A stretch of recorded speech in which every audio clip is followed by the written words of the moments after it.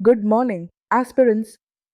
Welcome to your daily current affairs bulletin from the Hindu, the Indian Express, the Press Bureau of India, and X, especially designed for UPSC and competitive exams. Let's quickly go through today's most important news and analysis.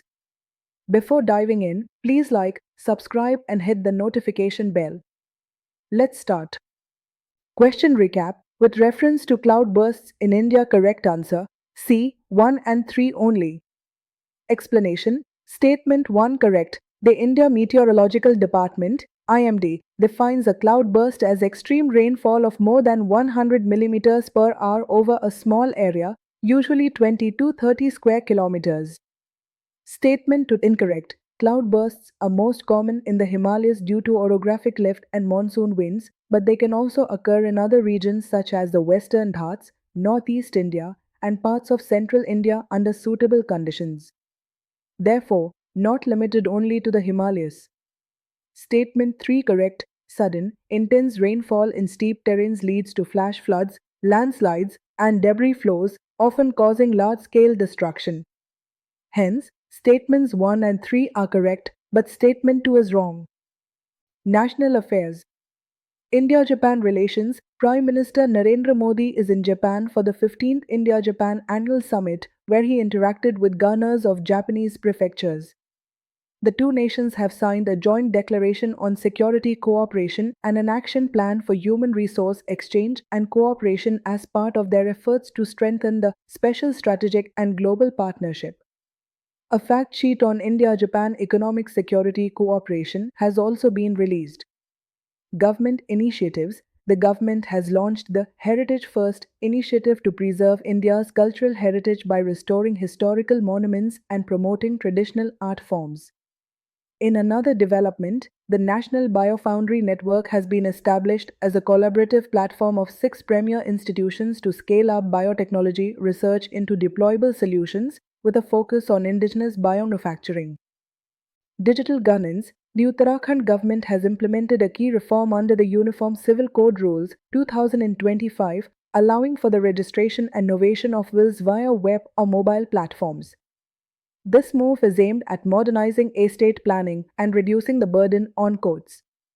The Ministry of Posts has also partnered with MapMyIndia to advance India's digital addressing system. National Disaster Management. The National Disaster Management Authority (NDMA) has nominated 2 new members and renominated 3 existing ones. A new cell broadcast system will be launched to alert the public about natural calamities and other disasters. Internal Security. The Enforcement Directorate (ED) has conducted searches in a Foreign Exchange Management Act (FEMA) case against a Haryana-based real estate firm. The Central Bureau of Investigation (CBI) court has convicted 10 individuals, including a former Jharkhand minister, in a land acquisition case. International Affairs. U.S. tariffs. A U.S. federal appeals court has ruled that most of President Donald Trump's global tariffs, including the 50% tariff recently imposed on India, are illegal. However, the tariffs will remain in place for now.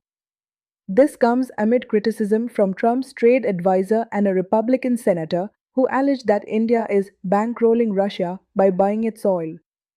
India has decided to take a firm stand against these unilateral actions. India-China Relations. Prime Minister Narendra Modi is scheduled to visit China on 31st August 2025. This visit is seen as a cautious but significant turn in Delhi-Beijing ties.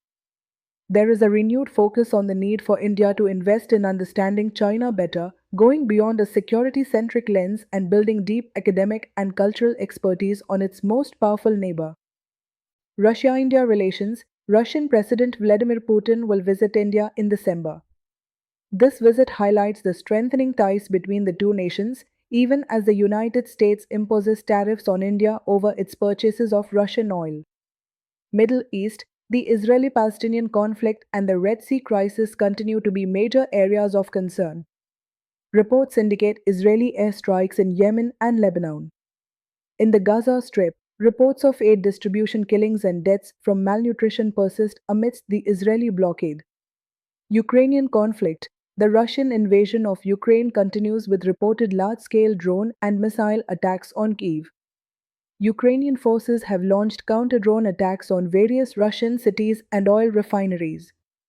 The US president has ordered the deployment of nuclear submarines near Russia in response to statements from Russian officials. Indian economy. GST reforms. Prime Minister Modi has announced that next generation GST reforms will be introduced by Diwali. These reforms are aimed at reducing the tax burden on daily use items. Economic growth. Despite global economic uncertainties, India has reported a 6.5% GDP growth for the quarter ending in August 2025. This growth is attributed to robust domestic consumption, increased foreign direct investment, and government initiatives. Sovereign rating. Standard & Poor's S&P has upgraded India's sovereign rating to BBB. This is a significant development, indicating a positive outlook for the Indian economy. Geography and environment.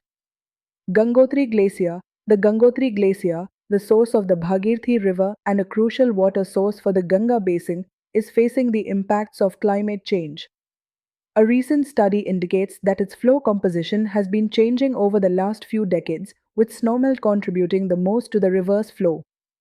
Renewable energy. A new 500 megawatt solar power plant has been commissioned in Rajasthan, contributing to India's commitment to achieve 500 gigawatts of non-fossil fuel energy capacity by 2030. Climate change. A report highlights a stark gap between what is taught about climate change in India and the lived experience of its effects. This underscores the need for more practical and localized education on environmental issues. Yamuna River. The Delhi Pollution Control Committee (DPCC) will install 41 online monitoring stations to check the vital parameters of the Yamuna River, aiming to improve its water quality. Science and technology. Space program. The Indian Space Research Organisation (ISRO) has successfully launched the Gaganyaan mission, a significant milestone in India's human spaceflight program. The mission aims to send Indian astronauts to space, showcasing the country's growing capabilities in this field. Disaster management technology. A new cell broadcast system for natural calamities will be launched by the NDMA. The Department of Post's partnership with MapMyIndia will also leverage technology for a digital addressing system. Biotechnology. The newly launched National Biofoundry Network will serve as an ecosystem for advanced biomanufacturing and synthetic biology. Renewable energy technology. The commissioning of the 500 megawatt solar power plant in Rajasthan showcases advancements in large-scale solar energy projects and India's commitment to technological solutions for a sustainable future. These were the key highlights from today's The Hindu, Indian Express and X for UPSC and competitive exams. Stay consistent, keep revising, and remember, current affairs are not just facts, they are context for your answers. Thank you for watching today's Current Affairs Bulletin.